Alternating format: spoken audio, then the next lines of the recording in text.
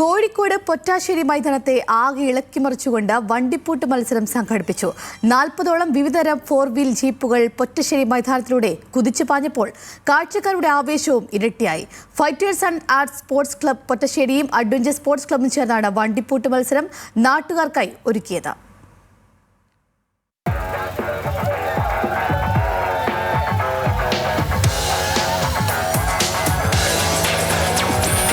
വേനൽക്കാലത്ത് പ്രദേശത്തെ കാൽപന്തുകളിയുടെ തീപാറുന്ന പോരാട്ടങ്ങൾ നടക്കുന്ന ഇടമാണ് പൊറ്റാശ്ശേരി മൈതാനം.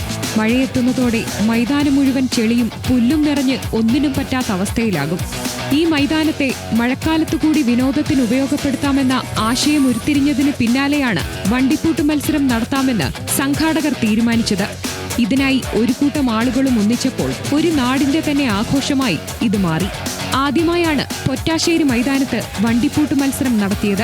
ചേറും ചെളിയും ചീറ്റിത്തെറിപ്പിച്ച് ജീപ്പുകൾ ഓരോന്നും കുതിച്ചു പാഞ്ഞപ്പോൾ മത്സരം കാണാൻ എത്തിയവർ ആവേശത്തോടെ ആർപ്പ് വിളിച്ചു. പണ്ട് കാളപൂട്ടായിരുന്നല്ലോ, വണ്ടിപ്പൂട്ടാണ്. നല്ല ആവേശം. ഞങ്ങളെല്ലായിടത്തും പോക്കുണ്ട്. കഴിഞ്ഞ പ്രാവശ്യം നിലമ്പൂർക്ക് വന്നിട്ടുണ്ടായിരുന്നു. ഞങ്ങളെ വണ്ടിയോടെ ഇറങ്ങാൻ സാധിച്ചില്ല. നല്ല ആവേശത്തിലാണ്, നല്ല ഇൻട്രസ്റ്റ് ആണ് എല്ലാവർക്കും. വണ്ടിയിലെ ജനങ്ങളൊക്കെ ഉഷാറാണ്. സാധാരണ പുരുഷന്മാർ മാത്രം കയ്യേറിയിരുന്ന വണ്ടിപ്പൂട്ട് മത്സരത്തിലേക്ക് ഇത്തവണ സ്ത്രീകളും കടന്നു വന്നതോടെ മൈതാനത്ത് പുതുചരിത്രത്തിന് തുടക്കം കുറിക്കുകയായിരുന്നു. വണ്ടിപ്പൂട്ട് മത്സരത്തിൽ ഒരു കൈ നോക്കിയ സ്ത്രീകളെ ആർപ്പുവിളികളോടെയാണ് കാണികൾ പ്രോത്സാഹിപ്പിച്ചത്. നല്ല ആവേശമുള്ള മത്സരമാണ്. ചെളിയിൽ കൂടെ ഇട്ട് വണ്ടി കിടക്കുന്നതൊക്കെ പറഞ്ഞാൽ അത്യാവശ്യം ഇതാണ്, കാണാൻ നല്ല രസമുണ്ട്.